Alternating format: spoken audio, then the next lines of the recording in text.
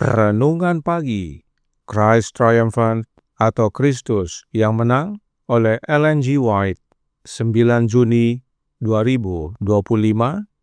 Mari kita berdoa. Bapa kami yang di sorga, Allah pencipta langit dan bumi, laut dan segala isinya, Allah yang maha besar, maha kuasa, sumber segalanya, yang kami sembah selalu melalui anak-Mu yang tunggal, Yesus Kristus. Terpujilah Yesus, anak Allah yang maha tinggi, yang adalah satu-satunya pengantara antara kami dengan Engkau, ya Bapa. Pada pagi hari ini kami bersyukur boleh bangun dan berbakti dan sebagaimana membaca dan mendengarkan nasihat firman-Mu, kiranya ini menjadi pembaharuan bagi kami semua, agar kami dengan sepenuh hati menerima panggilan-Mu, ya Yesus. Beserta kami sepanjang perbaktian ini kehendak-Mu yang jadi. Ampun kami akan dosa dan salah, karena kami berdoa hanya dalam nama Anak Allah yang tunggal, Yesus Kristus, yang adalah Tuhan dan Juru Selamat kami. Amin. Renungan hari ini akan dibacakan oleh Saudara Amir Siregar. Kepada Saudara Amir, kami persilahkan. Terima kasih. Selamat pagi saudaraku yang kekasih dalam Tuhan kita Yesus Kristus. Bacaan kita hari ini tanggal 9 Juni berjudul, Ketika Allah memanggil, bagaimana kita menanggapinya? Ayatnya terdapat dalam 1 Raja-Raja 19 ayat 19. Setelah Elia bertemu dengan Elisa bin Safat yang sedang membajak dengan 12 pasang lembu, ketika Elia lalu dari dekatnya, ia melemparkan jubahnya kepadanya. Ketika Elia melihat Elisa di ladang bersama para hambanya sedang membajak dengan 12 pasang lembu, ia pergi ke ladang tempat ia bekerja, dan ketika lewat ia melepaskan jubahnya dan melemparkannya ke bahu Elisa. Selama 3,5 tahun masa tandus dan kelaparan, keluarga Safat menjadi akrab dengan pekerjaan dan misi Nabi Elia. Roh Allah menyentuh hati Elisa sehubungan dengan makna tindakan ini. Ini adalah tanda baginya bahwa Allah telah memanggilnya untuk menjadi penerus Elia. Hal ini serupa dengan perintah Kristus kepada penguasa muda itu untuk meninggalkan segalanya, rumah, tanah, teman, kekayaan, kenyamanan, kemudahan, kemudian datanglah kemari dan ikutlah aku. Elia berlalu seolah-olah itu adalah akhir dari masalah. Namun dia tahu bahwa Elisa telah memahami pentingnya tindakan itu dan ia meninggalkannya, tanpa mengucapkan sepatah kata pun untuk memutuskan apakah ia akan menerima panggilan itu atau menolaknya. Elisa bergegas mengejar nabi itu dan menyusulnya, meminta izin untuk berpamitan dengan orang tuanya dan mengucapkan selamat tinggal kepada keluarganya. Jawaban Elia adalah, "Baiklah, pulang dahulu, dan ingatlah apa yang telah kuperbuat kepadamu. Ini bukanlah penolakan, melainkan ujian percobaan. Jika hatinya melekat pada rumahnya dan keuntungan-keuntungannya, ia bebas untuk tetap tinggal di sana." Namun, Elisa siap mendengar panggilan Allah. Ia tidak bertindak tidak tertib, berlari sebelum panggilan itu datang. Dan ketika ia dipanggil, ia menyatakan bahwa ia tidak akan ragu-ragu, tidak mengalah atau mundur. Jika Elisa bertanya kepada Elia apa yang diharapkan darinya, apa yang akan menjadi pekerjaannya, ia akan menjawab, "Allah tahu, Ia akan memberitahukannya kepadamu. Jika engkau menantikan Allah, Ia akan menjawab setiap pertanyaanmu. Engkau boleh ikut denganku jika engkau memiliki bukti bahwa Allah telah memanggilmu. Jika tidak, jangan ikut. Datanglah bukan hanya karena aku memanggilmu. Ketahuilah sendiri bahwa Allah sendiri di belakangku dan bahwa suaranya yang engkau dengar. Jika engkau dapat menghitung segala sesuatu kecuali sampah, sehingga engkau dapat memenangkan hati Allah, datanglah." Hendaknya semua orang mengingat bahwa Allah tidak akan menerima pelayanan setengah hati. Mereka yang suka melakukan kehendak Allah dapat melakukan pelayanan yang sempurna.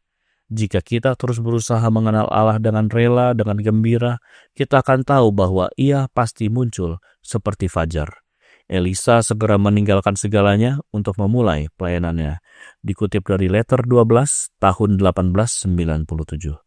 Demikianlah bacaan renungan pagi kita pada pagi hari ini. Terima kasih dan Tuhan Yesus memberkati. Terima kasih atas penata layanan Saudara Amir. Tuhan Yesus memberkati. Selamat pagi saudaraku dalam Tuhan. Pekabaran renungan pagi hari ini penting dipahami oleh umat-umat Allah. Bekerja bagi Allah itu adalah panggilan.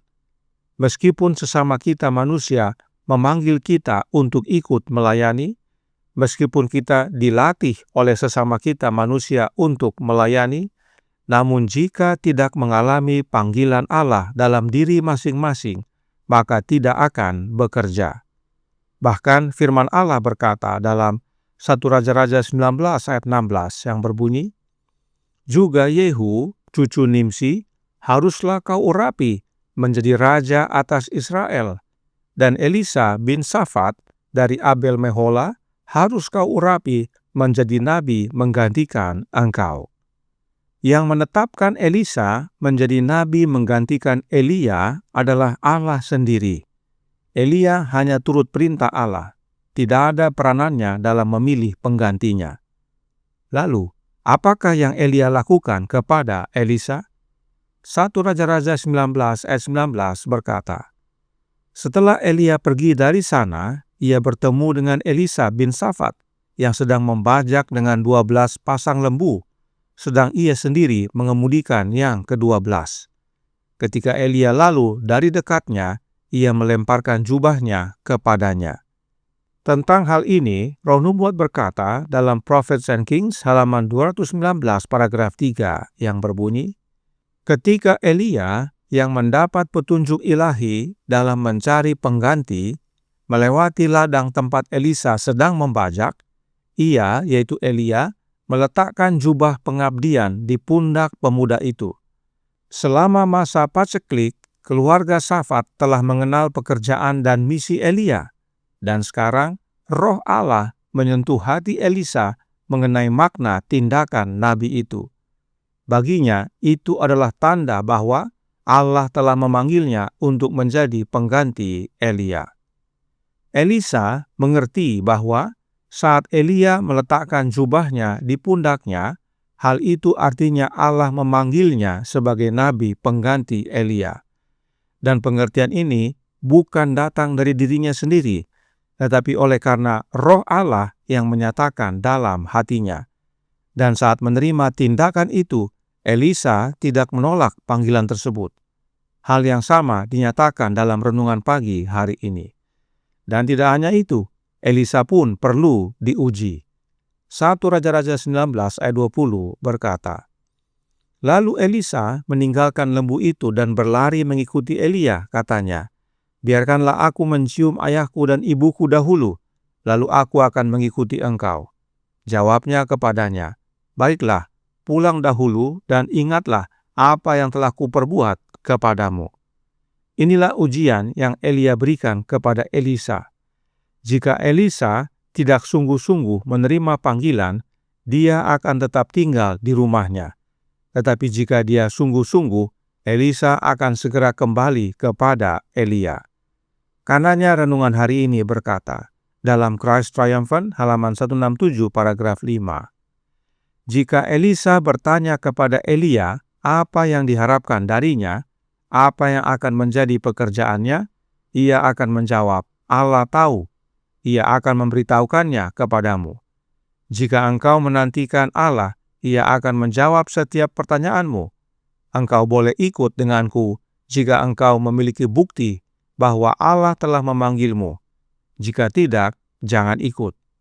Datanglah bukan hanya karena aku memanggilmu. Ketahuilah sendiri bahwa Allah berdiri di belakangku dan bahwa suaranya yang engkau dengar. Jika engkau dapat menghitung segala sesuatu kecuali sampah, sehingga engkau dapat memenangkan hati Allah, datanglah." Inilah pentingnya ujian diberikan, agar Elisa paham bahwa panggilan itu bukan dari Elia, tetapi Allah yang berdiri di belakang Elia. Dan Allah berbicara kepada Elia melalui anaknya. Contohnya yang berikut ini dalam Testimonies for the Church, volume 5, halaman 195 paragraf 3. "Kristuslah yang memerintahkan Elia untuk menyampaikan kata-kata ini kepada raja yang murtad itu. Karenanya, panggilan yang diterima Elisa datang dari anak Allah yang disampaikan melalui Elia. Sebab Allah Bapa berbicara kepada manusia melalui anaknya yang tunggal. Karenanya Roh Nubuat berkata dalam suratnya nomor 12 tahun 1897 paragraf 21 yang berbunyi, "Jika kita telah memutuskan untuk menuruti Kristus, kita akan menanggapi panggilannya. Setiap orang yang mau mengikut aku, ia harus menyangkal dirinya, memikul salibnya, dan mengikut aku." Matius 16 ayat 24. Oleh sebab itu, renungan hari ini menyatakan dalam Christ Triumphant, halaman 167 paragraf 6 dan 7. Hendaknya semua orang mengingat bahwa Allah tidak akan menerima pelayanan setengah hati. Mereka yang suka melakukan kehendak Allah dapat melakukan pelayanan yang sempurna. Jika kita terus berusaha mengenal Allah dengan rela, dengan gembira, kita akan tahu bahwa Ia pasti muncul seperti fajar. Elisa segera meninggalkan segalanya untuk memulai pelayanannya. Kiranya pengalaman Elisa menjadi pengalaman kita semua. Saat Yesus panggil untuk bekerja baginya, terima sepenuh hati. Sangkal diri, pikul salib, lalu ikut Yesus. Tuhan memberkati, saya bawa dalam nama Yesus. Amin. Mari kita berdoa. Bapa kami yang di sorga, Allah pencipta langit dan bumi, laut dan segala isinya, Allah yang maha besar, maha kuasa, sumber segalanya, yang kami sembah selalu melalui anak-Mu yang tunggal, Yesus Kristus. Terima kasih atas nasihat yang indah pada pagi hari ini, bahwa bekerja bagi-Mu ya Tuhan adalah panggilan daripada-Mu, dan itu oleh karena pekerjaan Roh-Mu dalam hati kami. Sebagaimana Elisa, demikianlah panggilan-Mu boleh berlaku bagi kami. Karenanya tolong kami ya Bapa, banyak daripada kami rindu untuk bekerja bagi-Mu. Karenanya karuniakanlah Roh Anak-Mu dalam hidup ini, sebab hanya oleh kehadiran Kristus dalam hidup kami, Engkau menyatakan panggilan-Mu bagi masing-masing kami, dan memampukan kami, memperlengkapi kami, agar menjadi pekerja-pekerja yang handal dan penuh kuasa untuk menjangkau banyak jiwa kembali kepadamu. Beserta kami sepanjang hari ini kehendak-Mu yang jadi, ampun kami akan dosa dan salah, karena kami berdoa hanya dalam nama Anak Allah yang tunggal, Yesus Kristus, yang adalah Tuhan dan Juru Selamat kami. Amin.